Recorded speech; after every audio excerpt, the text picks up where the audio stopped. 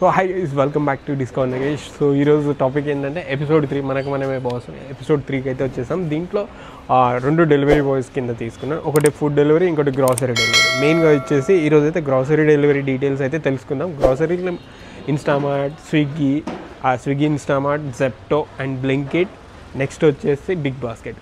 So దాంట్లో కంటే ఎవరు ఏంటనేది ఒక అబ్బాయి లోపల ఉన్న బైక్ రెంటల్స్లో తన డీటెయిల్స్ అనేది ఫుల్గా తెలుసుకుందాం. తర్వాత फर्दरగా మనం దాని గురించి ఏంటి डिबेट అనేది స్టార్ट చేద్దాం. So let's start the video. ये पूछ रहा था मेरा सा एक छोटा सा यूट्यूब चैनल है. तो थोड़ा क्वेश्चन, आप इधर बाइक रेंटल पे ले रहे हैं ना, तो करते क्या आप? मैं करते जेप्टो. तो दिन में कितना घंटे काम करते हैं आप लोग?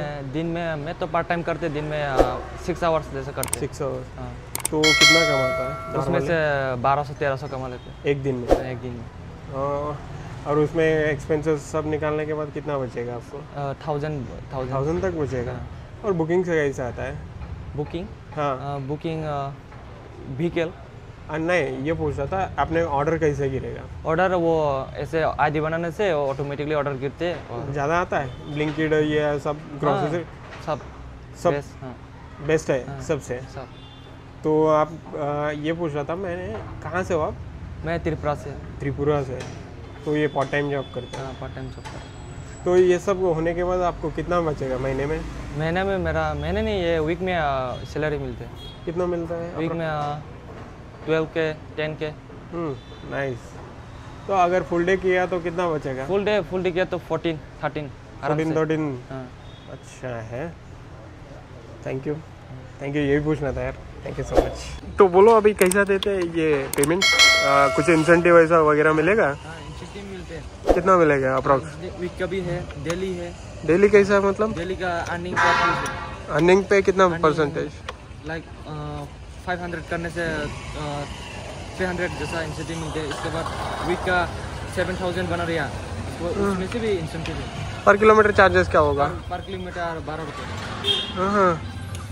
ठीक है, థ్యాంక్ యూ. ఇప్పటిదాకైతే అబ్బాయితో మాట్లాడడం అయితే జరిగింది. సో తను చెప్పిన ఇన్పుట్స్ ప్రకారం అయితే జెప్టో, బిగ్ బాస్కెట్ కంటే జెప్టో బెటర్ కండిషన్లో ఉంది.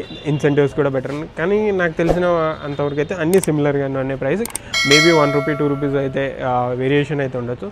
సో ఓవరాల్గా అయితే మనమనే బాస్ సిరీస్లో అయితే 100% మీరు ఎంత బాగా అంటే టైం స్పెండ్ చేయగలరో ఈ వర్క్ పైన అంత ఇన్పుట్స్ అయితే ఉన్నాయి. ఓవర్కమ్ కూడా, అవుట్కమ్ కూడా అలానే ఉంది. సో ఓవరాల్గా అయితే నాకు తెలిసినంతవరకు మనం బాస్ సిరీస్లో ది బెస్ట్ అనుకోవచ్చు. సో కాకపోతే ఏంటంటే ఫర్దర్గా ఇంకా నెంబర్ 4 ఎపిసోడ్కి మనం అయితే రీచ్ అవుతాం. సో దాని డీటెయిల్స్ అనేది రేపు చెప్పడానికి ట్రై చేస్తాను. Until then channel first time visit చేసి సబ్స్క్రైబ్ చేసుకోండి. బాయ్.